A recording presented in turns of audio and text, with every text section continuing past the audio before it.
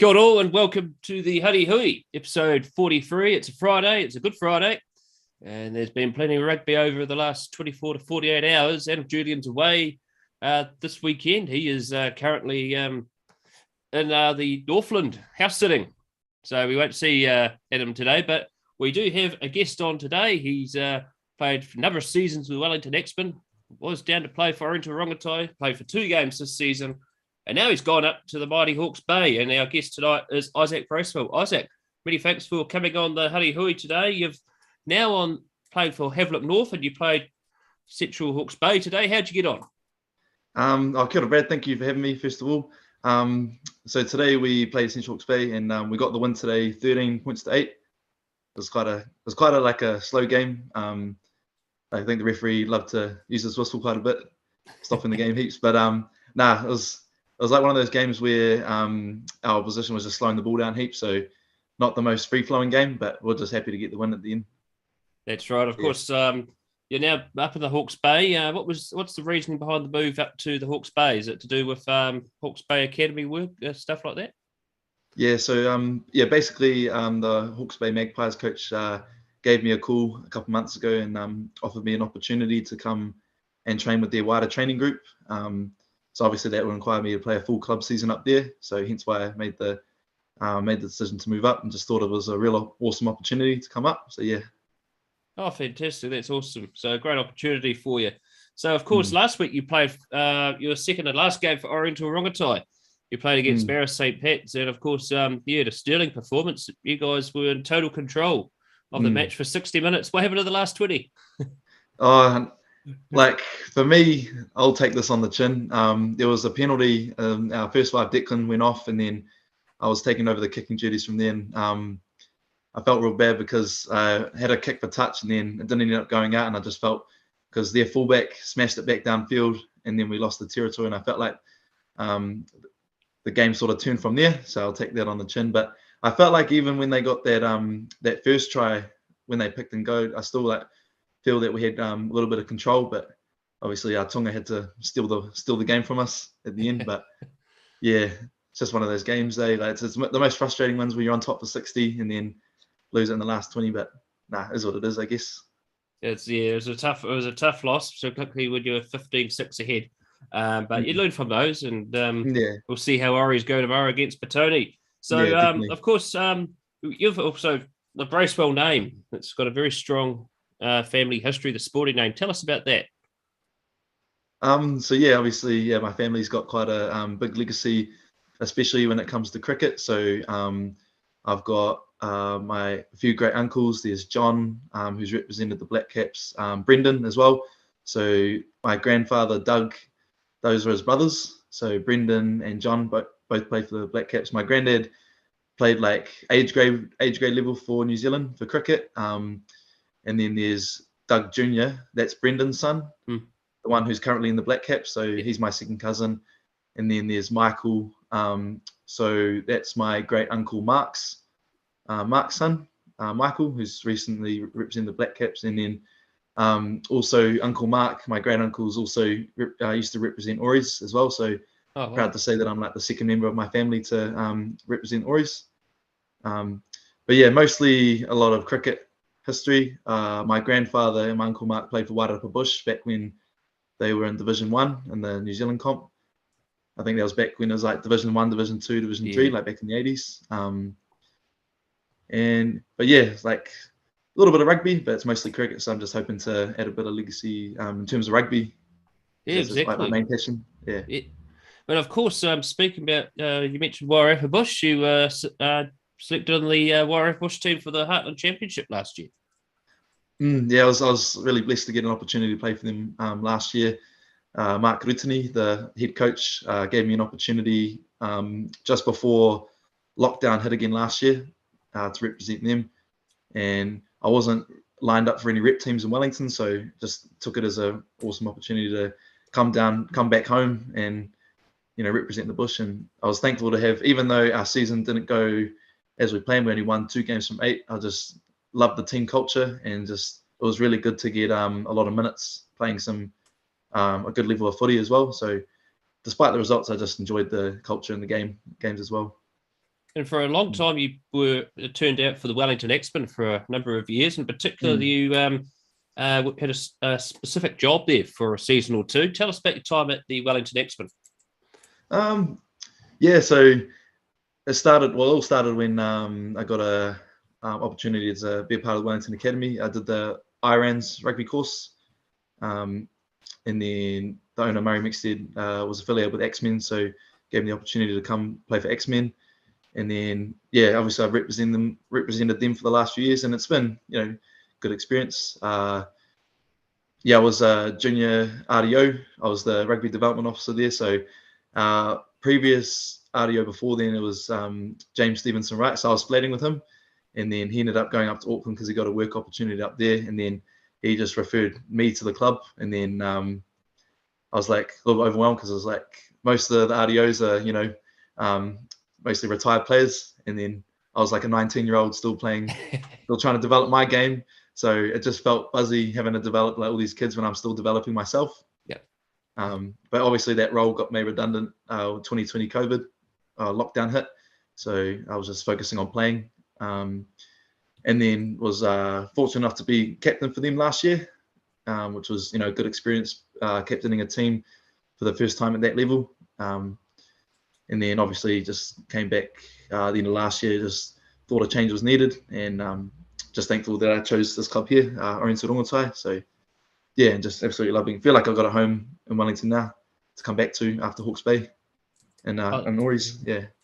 Oh, fantastic! And of course, also at your time, you mainly you played halfback most of the time at Wellington, but you often played all across the back line. What was it like playing in different positions most of the time?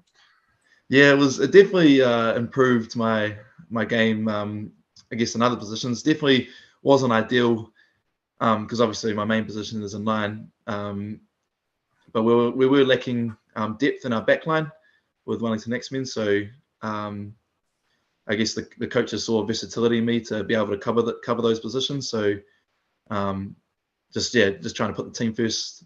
There were games where I have to play 10 and fullback, so it wasn't ideal, but just took it on the chin and just saw it as an opportunity to play somewhere I'm not used to and just use that to develop my game as a halfback. And then I feel like that has helped just because when I play as a 9, I can envision what it's like as a 10 and 15, know what they want because I've been in that same position as them.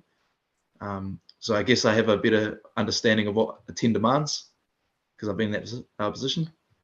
Yeah, no, fantastic. And of course, also with your time in Wellington, you mentioned about the Wellington Academy, and also you were part of quite a special team, the Wellington Under-19s. That was, it was definitely awesome to be part of the academy. And then, Wellington Under-19s especially, that was in 2019.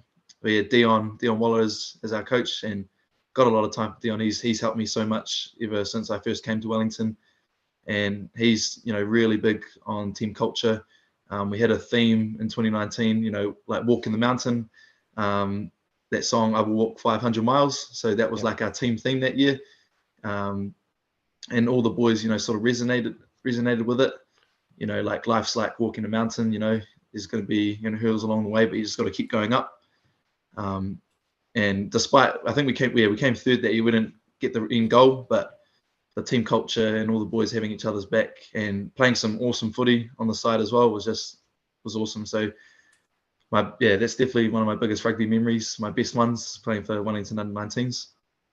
Yeah, exactly. The Wellington Under-19 program, that was rather special. Particularly, I hope that tournament does get resurrected because that's just a fantastic work. Because not only are you playing, you're also learning about what's it like to be a professional rugby player at that tournament too in Taupo.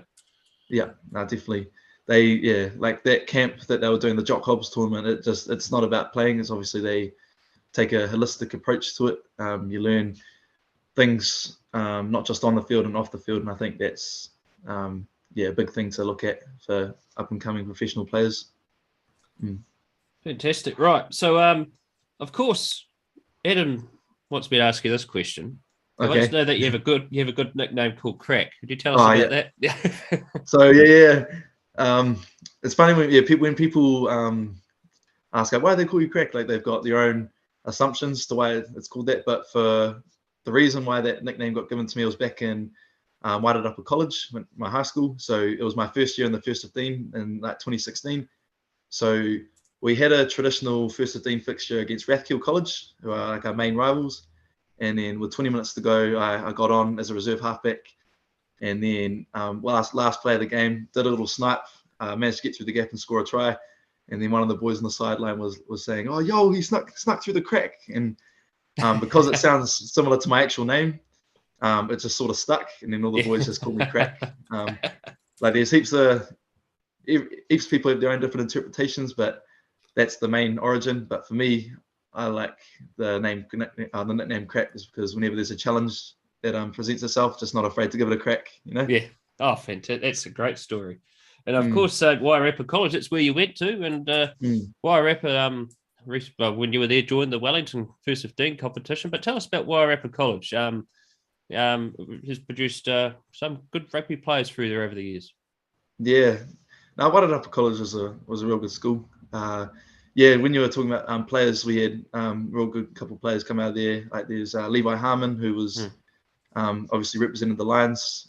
Bruce Koika-Peterson, who made his debut for the Hurricanes on Tuesday. He was awesome to grow up with. Like he helped me with my training growing up and got a lot of time for Brucey. And then Sam Smith, he's obviously represented the Lions too. Basically, we pretty much went through all the rep teams together. So Wairarapa College has obviously produced some pretty good players, but all those players, I guess, have gone on to different provinces to obviously pursue higher honours. Of course, Sam's moving up to the Hawkes Bay as well. Is he playing with the same club for you as well? Yeah. So he played today as well. So we're actually flatting together. So cool. I move into the flat next week, so we'll be flatmates, and he's in the same position as me. We'll be in the wider training group up in the Bay. So now it'll be good to train alongside him again. Oh, fantastic! And of course, being a halfback, we're going to ask you two questions here about halfbacks. In particular, the French rugby team have a very good captain in Dupont, the halfback.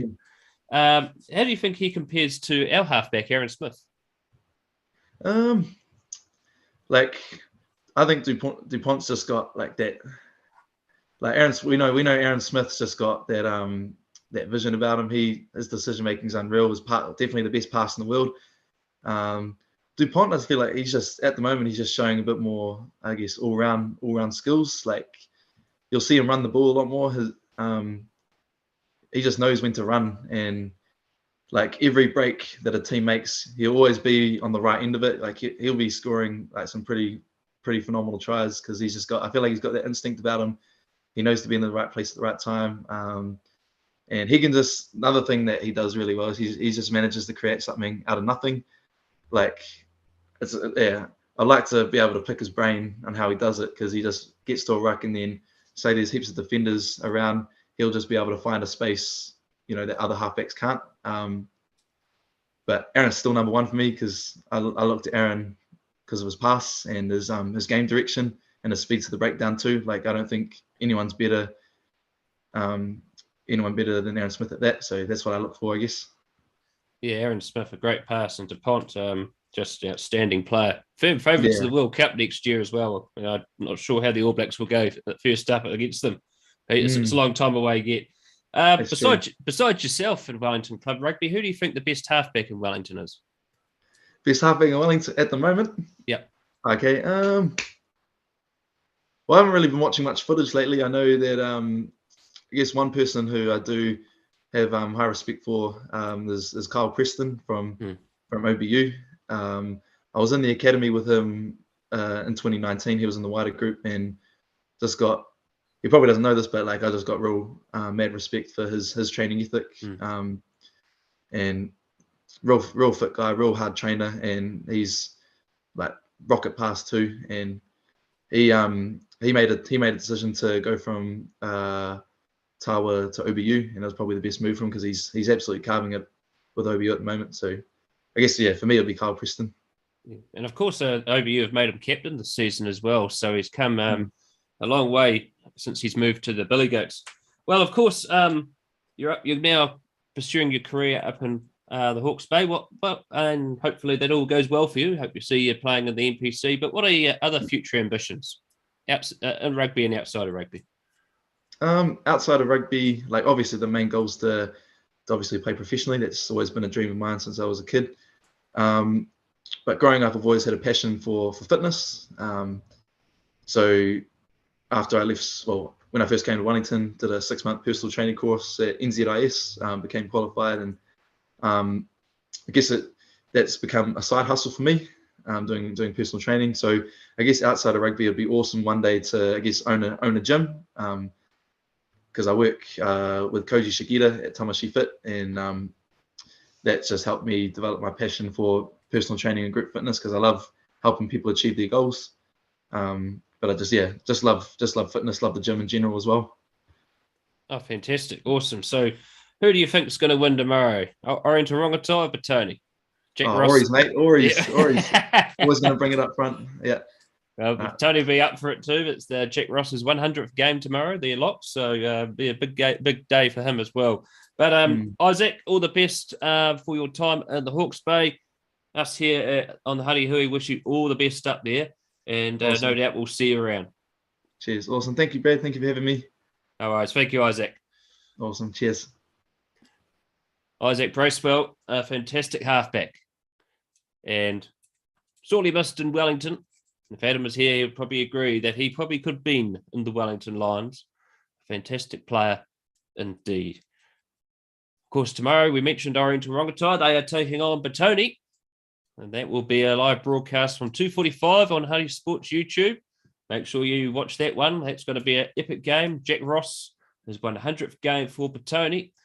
He got that probably a few games ago, but he's back from injury and he's ready to go. Petone 2 from 2. Maris St. Pat's bet Oriental-Rongotai last week. So Oriental-Rongotai 1 loss and 1 win for the season. Tomorrow, that will be an epic game. Petone versus Oriental-Rongotai from the Petone Rec, 2:45. Our coverage will start at 2:40. So make sure you tune in on Huddy Sports YouTube for that. Last night, Avalon put up a mighty fight, but just fell short of Old Boys University. And we also got to see Tame Plumtree, who has also appeared on the Huddy Hui play for Old Boys University, a break from the Blues. And speaking about the Blues, they've just scored again against the Crusaders. So that is the Huddy Hui tonight. Next week, we're back on Wednesday for episode 44. So make sure you tune in for that.